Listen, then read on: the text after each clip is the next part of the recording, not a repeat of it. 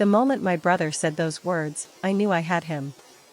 She's just a lady, not too important to include on the inheritance. The room exploded with laughter, and I sat there perfectly still, my hands folded in my lap, watching him grin like he'd just won the lottery. What Marcus didn't know, what none of them knew, was that I'd been holding the winning hand all along. And in exactly 3 minutes, I was going to destroy him in front of everyone he'd ever wanted to impress. My name is Rita. I'm 36 years old. And this is the story of how I dismantled my brother's entire world with a single piece of paper and the truth he thought he'd buried forever. Let me paint you the picture. The conference room at Whitmore and Associates, Dad's lawyers for 23 years. Floor-to-ceiling windows overlooking downtown, polished mahogany table that cost more than most people's cars, leather chairs that creaked when you shifted your weight. The kind of room designed to intimidate, to remind you that serious money is being discussed. 12 people sat around that table. Dad at the head, looking smaller than I'd ever seen him, his hands trembling slightly from the medication. Marcus to his right, wearing a navy suit that probably cost $3,000, his jaw sharp, his eyes gleaming with barely contained triumph. Our Uncle Bernard, Dad's younger brother who'd always resented not being the golden child. Aunt Linda, Mom's sister, who hadn't spoken to us in 5 years but showed up the second she heard the word inheritance. 3 cousins who barely knew Dad's middle name but suddenly cared deeply about family legacy. 2 of Dad's business partners, vultures in expensive cologne. And Dad's lead attorney, Vincent Chen, a man who'd seen every family destroy itself over money and somehow still believed in the law. Then there was me. Black dress, simple. No jewelry except Mom's wedding ring that Dad gave me when I turned 21. Hair pulled back. No makeup except a touch of lipstick. I'd learned a long time ago that when you're a woman in a room full of people waiting for you to be emotional, the best weapon is absolute calm. Marcus had been talking for 7 minutes straight. He had a whole presentation prepared, projected onto the screen behind him. Pie charts showing revenue growth. Timelines of business expansion. Photographs of Dad shaking hands with politicians and investors, and in almost every photo, there was Marcus, right beside him, smiling that perfect smile. Not a single picture included me. Before I continue, let me know in the comments where you're watching from. And if you enjoy stories like this, please like and subscribe. It helps me keep sharing more. As you can see, Marcus said, clicking to another slide, the company has grown 300% under the leadership structure Dad and I built together. The vision has always been clear, one strong leader, one unified direction. No confusion, no conflict, no splitting the legacy into pieces that can't support the weight. He paused, looked around the room, making eye contact with each person like a politician working a crowd. Now, I love my sister. I do. Rita's smart, she's capable in her own way. But let's be honest about what this company needs moving forward.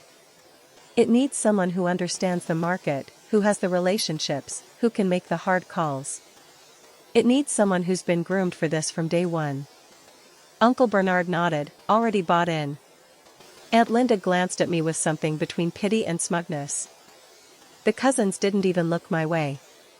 Marcus smiled, and that's when he said it. She's just a lady, not too important to include on the inheritance. The room erupted. Laughter, actual laughter. Derek, my cousin who once borrowed $5,000 from me and never paid it back, slapped the table so hard his water glass jumped. Uncle Bernard let out a bark of approval. Even Vincent Chen, the attorney, cracked a tight smile like he'd heard worse, and this was just another day in the inheritance circus. I didn't move. I didn't blink. I just sat there, feeling the heat rise in my chest, not from anger but from something colder. Clarity. Purpose. The absolute certainty that I was about to flip this entire room upside down. I let the laughter continue for exactly 5 seconds. Then I leaned back in my chair, the leather creaking softly, and I smiled. Not a big smile. Just a small curve of my lips, the kind that makes people nervous because it doesn't match the moment. I turned my head slowly, deliberately, until I was looking directly at Dad. His face was pale, his eyes watery from the medication, but he was watching me. He'd been quiet this whole meeting, letting Marcus run the show, and I could see the exhaustion in every line of his face. "Dad," I said, my voice calm, almost gentle. "You really don't know, do you?" He froze. I watched it happen in real time. His breathing stopped. His fingers, which had been tapping lightly on the armrest, went completely still. The color drained from his face like someone had opened a valve. His mouth opened slightly, but no sound came out. It was the kind of silence that pulls all the oxygen out of a room. Marcus's smile flickered.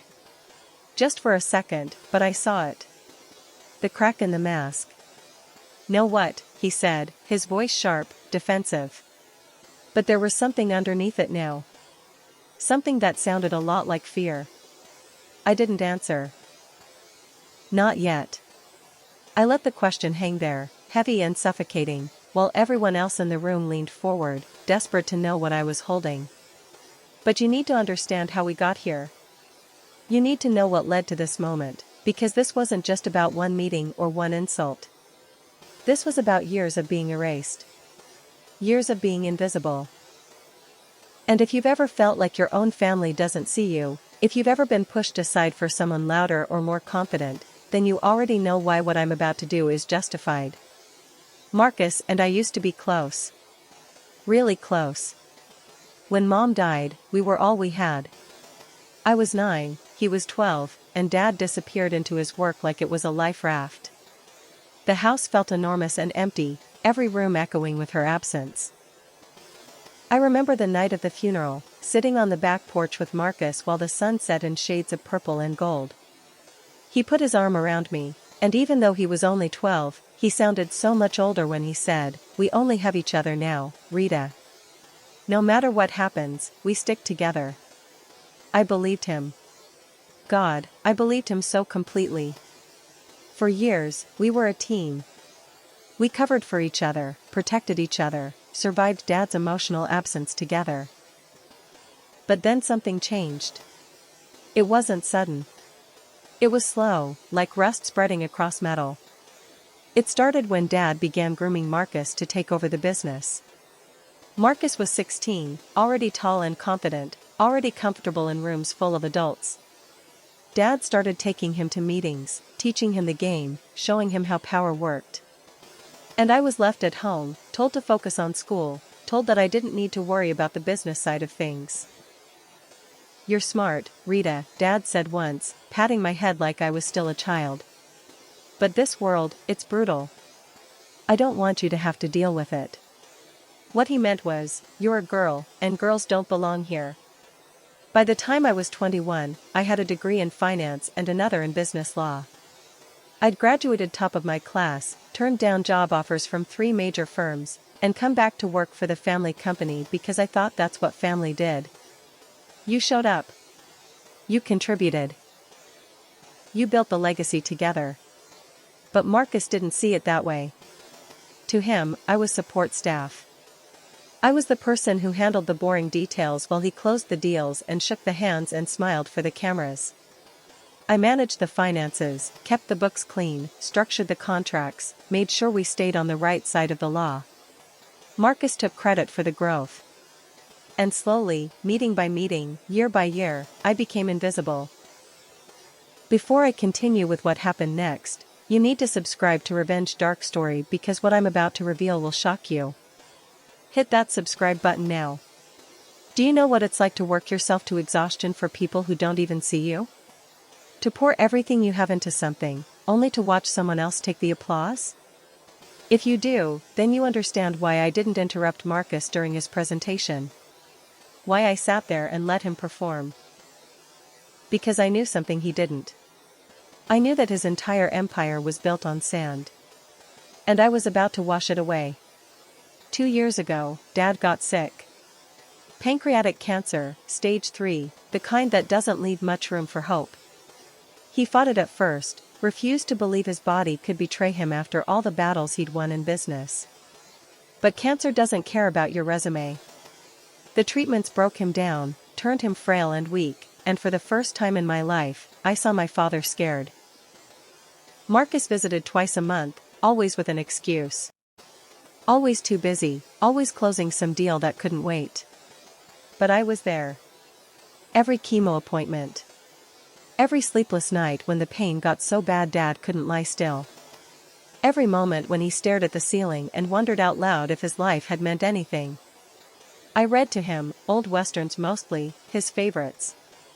Louis L'Amour, Zane Grey, stories about men who lived by codes and faced their deaths with dignity. And during those long, quiet hours, Dad talked. He told me things he'd never said before. About regrets. About Mom. About how he wished he'd been a different kind of father. I thought if I built something big enough, he whispered one night, his voice thin and rasping, it would make up for not being there. I thought the money would prove I loved you. I held his hand, felt how fragile it had become, bones and skin and nothing else. It's okay, Dad, I said, even though it wasn't. Even though some wounds don't heal. But here's what I didn't know. While I was sitting at Dad's bedside, reading him stories and holding his hand, Marcus was busy. He was meeting with lawyers, restructuring the inheritance, slowly convincing Dad that the company needed one strong leader. Rita doesn't want the pressure, Marcus told him. She's happy doing her thing. She doesn't want to run the company. Let me take care of it. Let me carry the weight. And Dad, sick and tired and trusting, believed him. 3 months ago, I was at Dad's house. He was asleep upstairs, knocked out by the pain medication, and I was in his office organizing files. Not snooping, just cleaning, trying to create some order in the chaos of medical bills and old business documents. And that's when I found it. The envelope. It was tucked inside an old photo album, hidden between pictures of Mom. Pictures I'd seen 1,000 times, her laughing at the beach, holding me as a baby, dancing with Dad at their anniversary party. But I'd never noticed the envelope before. It was addressed to me. In Dad's handwriting. But it had never been opened, never been sent. My hand shook as I opened it. Inside was a letter, 3 pages, handwritten in the shaky script of someone who could barely hold a pen. It was dated 6 months ago, right after Dad's first round of chemo. And what it said changed everything. The letter wasn't about love or apologies or regrets. It was a confession. Dad wrote that he'd always known Marcus was different. That from the time Marcus was a teenager, Dad had suspected something was off. Small things at first. Money missing from petty cash. Lies about where he'd been, who he'd been with. But Dad had ignored it, chalked it up to teenage rebellion, told himself it would pass. But it didn't pass. It got worse. The letter detailed everything. How Marcus had embezzled funds from the company, small amounts at first, then larger and larger sums, always covering his tracks, always one step ahead. How he'd used Dad's name to secure loans he never intended to repay. How he'd sabotaged business deals that would have benefited me, made sure I was kept out of major decisions, poisoned Dad's mind against trusting me with real responsibility. And the worst part, the part that made my hands shake so hard I almost dropped the letter, Marcus had forged documents.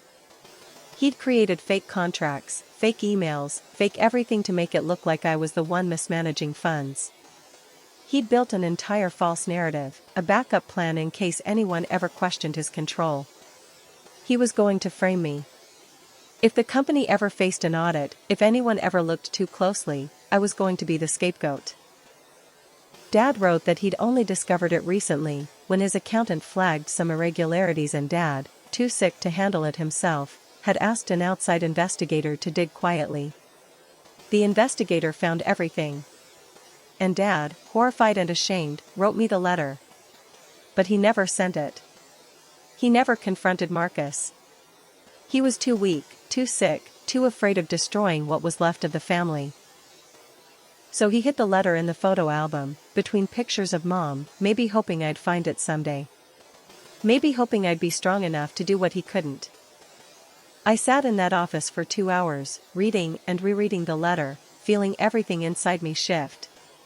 The grief, the anger, the betrayal, it all crystallized into something sharp and clear.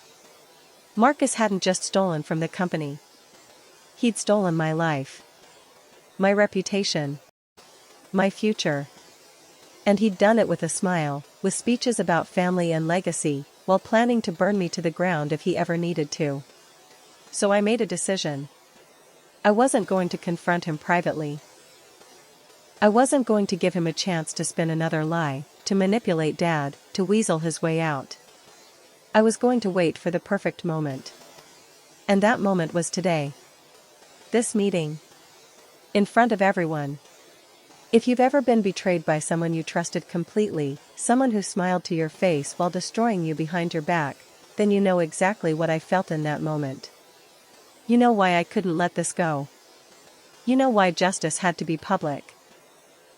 Subscribe right now if you want to see how this ends, because what happens next will restore your faith that the truth always wins. I stood up slowly, feeling every eye in the room on me. I reached into my purse, pulled out the folded letter, and placed it on the table in front of Dad. The paper looked so small, so harmless. But I knew what it contained. And I knew what it was about to do. This, I said quietly, my voice steady. Do you want to tell them, Marcus, or should I? The room went dead silent. You could hear the hum of the air conditioning, the faint traffic noise from the street below, the sound of someone's breath catching in their throat. Marcus stared at the letter like it was a bomb. His face went white. His jaw clenched. His hands, which had been so confident and expressive during his presentation, slowly curled into fists. What is that? He said, his voice tight. Nothing, I said. Just a letter Dad wrote. About you. About what you've been doing for the last 15 years. Dad's eyes widened. He reached for the letter with shaking hands, unfolded it, and I watched his face crumble as he read his own words. Uncle Bernard leaned forward. What's going on? Vincent Chen, the attorney, adjusted his glasses, his professional mask slipping into something more alert, more concerned. Marcus stood up, his chair scraping loudly against the floor. This is ridiculous, he said, his voice rising. Whatever she's trying to pull, it's garbage. She's desperate, sit down, Marcus, Dad said. His voice was weak, but it cut through the room like a knife. Marcus froze. Dad looked up at him, and for the first time in years, I saw my father angry. Really, truly angry. Sit down. Marcus sat. And I smiled. Because now it was my turn to talk. Dad's hands were shaking so badly he could barely hold the letter.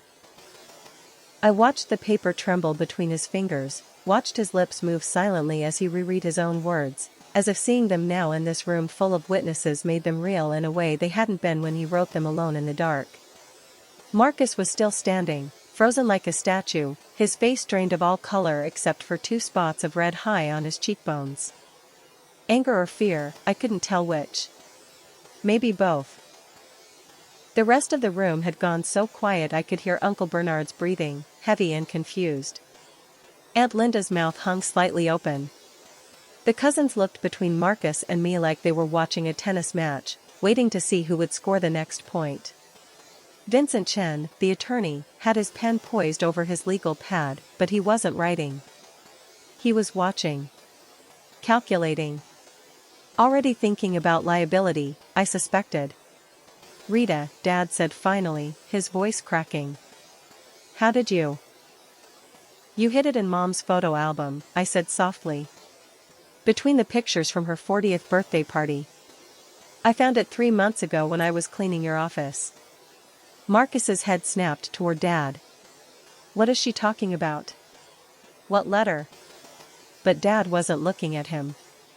Dad was looking at me, and in his eyes I saw something I'd never seen before. Shame. Deep, crushing shame. I should have told you, he whispered. I should have confronted him. I was too weak, I was too scared of losing what was left of this family, and I. His voice broke completely. I'm so sorry, Rita. I'm so sorry. Before I continue, drop a comment right now and tell me, have you ever had to choose between keeping the peace and exposing the truth? Because what I did next changed everything, and I need you to stay with me. Marcus slammed his hand down on the table. The sound cracked through the room like a gunshot, making Aunt Linda jump. This is insane, he said, his voice tight and controlled but with an edge of hysteria creeping in. Whatever she found, whatever she thinks she found, it's taken out of context. Dad was sick, he was on medication, he wasn't thinking clearly. I was thinking perfectly clearly, Dad said. His voice was stronger now, anger giving him strength. I hired an investigator, Marcus. A forensic accountant. Someone outside the family, someone with no stake in protecting you. The room erupted. Uncle Bernard half rose from his chair. What are you talking about? What investigation? Vincent Chin set down his pen very carefully. Mr. Castellano, I need to advise you that if there are allegations of financial impropriety, this meeting should probably. Sit down, Vincent, Dad said. Everyone sit down and listen. Because my daughter is right. I didn't know. I didn't want to know. But now it's time everyone heard the truth. I could have kissed him in that moment. For years, I'd watched my father choose Marcus over me, choose comfort over truth, choose the easy lie over the hard conversation. But now, finally, he was choosing right. Even if it was destroying him to do it. Marcus was breathing hard, his chest rising and falling rapidly. His hands had curled into fists at his sides. You're making a mistake, he said, but he was looking at me, not Dad. You're making a huge mistake, Rita. Am I? I said calmly. Because from where I'm sitting, the only mistake I made was staying quiet for so long. I turned to face the room, making eye contact with each person. Uncle Bernard, who'd always dismissed me as too soft for business. Aunt Linda, who'd told me at Mom's funeral that I should focus on finding a husband instead of chasing careers. The cousins who'd never bothered to learn what I actually did for the company. And the business partners, who'd smiled and shook Marcus's hand at every meeting while I sat in the corner taking notes like a secretary. For 15 years, I said, I've worked for this company. I structured every major deal. I managed the finances. I kept us legal and profitable. And for 15 years, Marcus took credit for my work while systematically destroying my reputation behind the scenes. Here's what I need you to understand, and this is critical. What I'm about to reveal isn't just about one family's drama. It's about what happens when you finally decide you're done being invisible. If you've ever reached that point, that moment where you have to choose yourself even if it costs you everything, then subscribe to Revenge Dark Story right now. Because this is where everything explodes. I pulled a folder from my bag. Not a small folder, a thick one, bulging with documents. I'd been carrying it since I found the letter, waiting for this exact moment. I dropped it on the table with a heavy thud. That, I said, is 3 years of financial records. Bank statements, wire transfers, loan applications, forged signatures.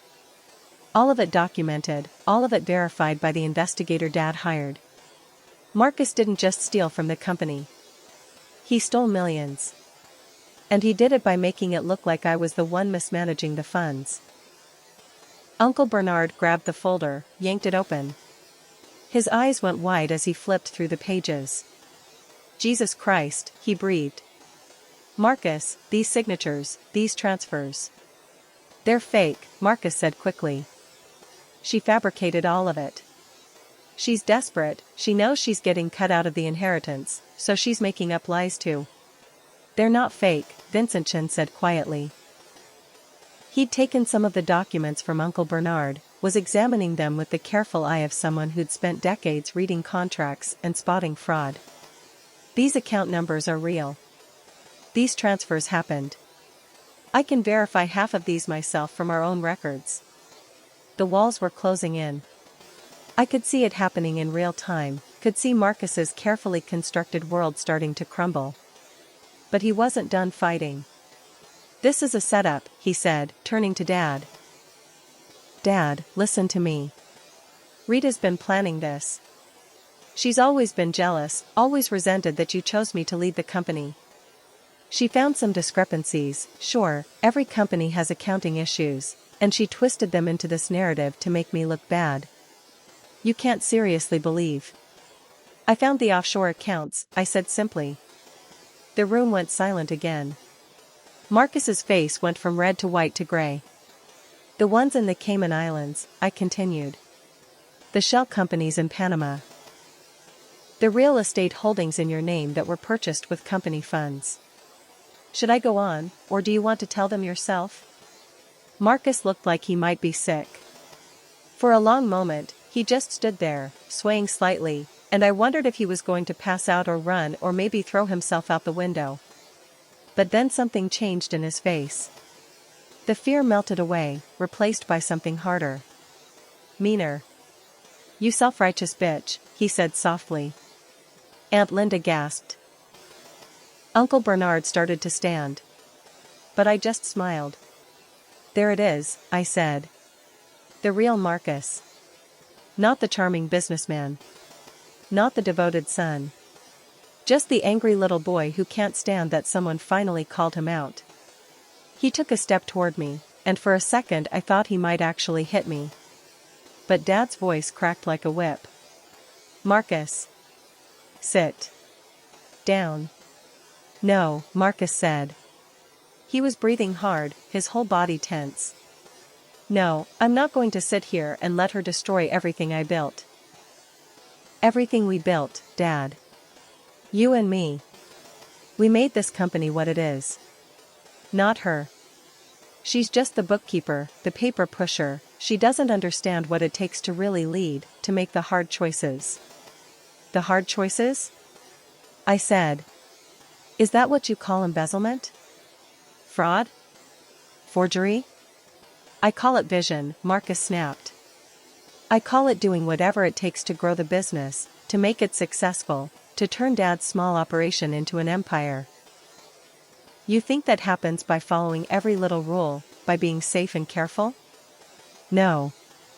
It happens by taking risks, by being bold, by stealing," I said flatly. "By lying. By framing your own sister for your crimes. Do you think there's ever a justification for betraying family? Do you think success built on lies is really success at all? Drop your answer in the comments, because I want to know where you stand on this." Marcus laughed, but it was a bitter, broken sound. "You want to know the truth? Fine. Yes, I moved money around. Yes, I took some loans using the company as collateral. Yes, I made deals that weren't exactly by the book. But every single thing I did was to make this company bigger, stronger, more profitable. And it worked. Look at the numbers. Look at what we're worth now compared to 10 years ago. We're worth nothing if it's all built on fraud," Vincent Chin said quietly. "Marcus, I need to be very clear with you. If even a quarter of what's in these documents is accurate, you're not just looking at civil liability. You're looking at federal charges. Wire fraud, bank fraud, tax evasion." "I want a lawyer," Marcus said suddenly. "I'm not saying anything else without my lawyer present." "Smart," I said. "You're going to need a good one." Uncle Bernard was still flipping through the documents, his face growing darker with each page. "The Sanderson deal," he said. "Marcus, you told us that deal fell through because of market conditions. But according to this, you tanked it deliberately because it would have given Rita more control over the European division." Marcus said nothing. "The Peterson account," Aunt Linda said, her voice shaking. She'd found another section of the documents.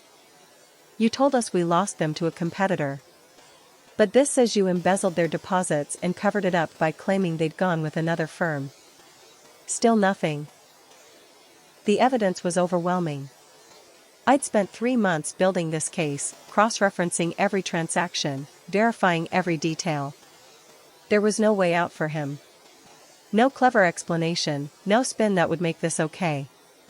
If you're watching this and you've ever had to burn everything down to rebuild it right, if you've ever had to expose someone you love because the truth mattered more than the relationship, then you understand what I'm feeling right now. This isn't victory. This is survival. Subscribe if you need to see how this ends, because the final twist is something nobody saw coming. Dad had been silent through most of this, just sitting at the head of the table with tears running down his face. Now he spoke, his voice barely a whisper. "Why, Marcus? We gave you everything. I gave you everything. Why wasn't it enough?" Marcus looked at his father, and for just a second, I saw something vulnerable flash across his face. Something young and hurt. "Because it was never really mine," he said quietly. "Everything you gave me came with conditions, with expectations, with the constant reminder that I had to earn it, had to prove I was worthy of the Castellano name. Nothing was ever just freely given. Nothing was ever enough to make you actually proud of me." "I was proud of you," Dad said, his voice breaking. "I was always proud of you." "No," Marcus said. "You were proud of what I achieved. You were proud of the deals I closed, the money I made, the success I brought. But me? The actual person? You never saw me. You never saw either of us. We were just extensions of your legacy, pieces you could move around on your board." The room had gone very quiet. Because as much as I hated to admit it, Marcus wasn't entirely wrong. Dad had been absent, emotionally distant, more focused on building an empire than a family. But that didn't excuse what Marcus had done. Didn't justify the stealing, the lying, the betrayal. "You're right," I said, and Marcus's head snapped toward me in surprise. Dad wasn't perfect. He wasn't there for us the way he should have been. And yeah, maybe that messed us both up in different ways. But you know what, Marcus? I grew up in the same house you did. I had the same absent father, the same pressure, the same expectations. And I didn't turn into a criminal." His face hardened again. "No, you just turned into a self-righteous martyr who thinks suffering in silence makes you noble. At least I had the guts to take what I wanted instead of waiting for someone to notice me and hand it over." "I didn't want it handed over," I said. "I wanted to earn it. I wanted to build something real, something honest. Something I could be actually proud of." "Well, congratulations," Marcus said bitterly. "You win. You get to be the good daughter, the honest one, the one who did everything right. I hope it keeps you warm at night when you're running a company you don't know how to run, dealing with people who will eat you alive the second they smell weakness."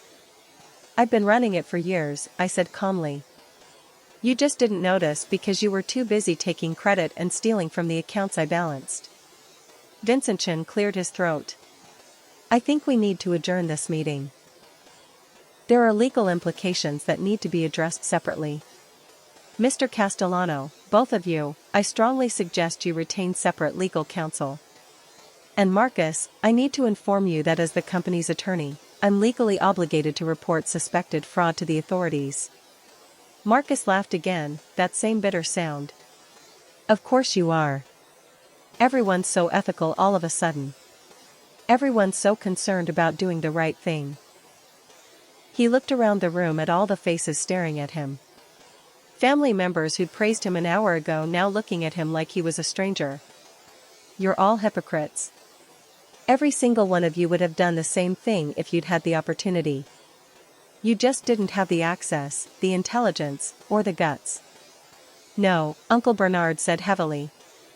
"We wouldn't have. And that's the difference between you and the rest of us, Marcus. You think everyone's as corrupt as you are. You think everyone's just waiting for the chance to cheat and steal. But most people, most decent people, they don't think that way." Marcus grabbed his jacket from the back of his chair. "I'm done here. This meeting is over." "Sit down," Dad said again, but there was no force behind it this time. Just exhaustion and grief. "Marcus, please, we need to talk about this, we need to figure out." "There's nothing to figure out," Marcus said. You've made your choice. You're believing her over me. Fine. I don't need this family. I don't need any of you. He headed for the door, but I stepped in front of him. We were inches apart, and I could see the rage and fear warring in his eyes. Move, he said quietly. Not until you admit it, I said. Not until you look me in the eye and admit what you did to me. What you were going to do to me. For a long moment, we just stared at each other. 15 years of resentment and betrayal and sibling rivalry compressed into that single moment. Then Marcus leaned close, so close I could smell the coffee on his breath, and whispered so only I could hear. I would have destroyed you completely and never lost a second of sleep over it. You were collateral damage in a bigger game, Rita. And the saddest part? You still don't even understand how the game is really played. He stepped around me and walked out. The door closed behind him with a soft click that sounded louder than a slam would have. Nobody spoke for a long time.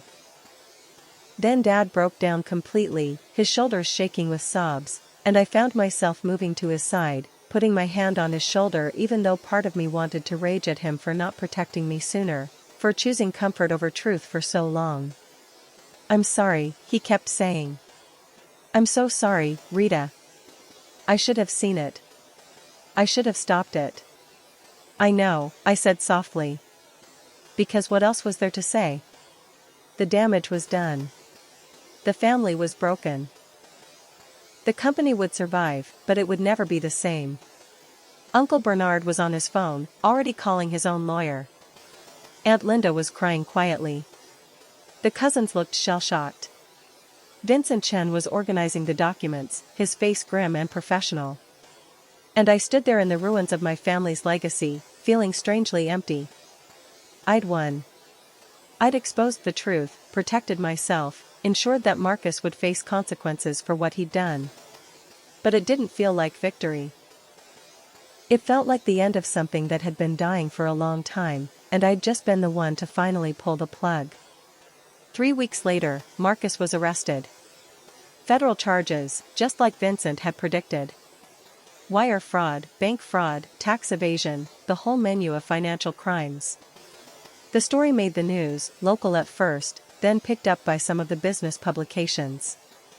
Empire built on fraud, Castellano Air faces federal charges. They used his confident corporate headshot with the article, and the contrast between that smiling, successful face and the mugshot from his arrest was almost funny. Almost. Dad died 2 months after that. The cancer, the stress, the heartbreak of watching his son's arrest and his legacy crumble, it was too much. He went peacefully, in his sleep, with me holding his hand. His last words to me were, "I'm proud,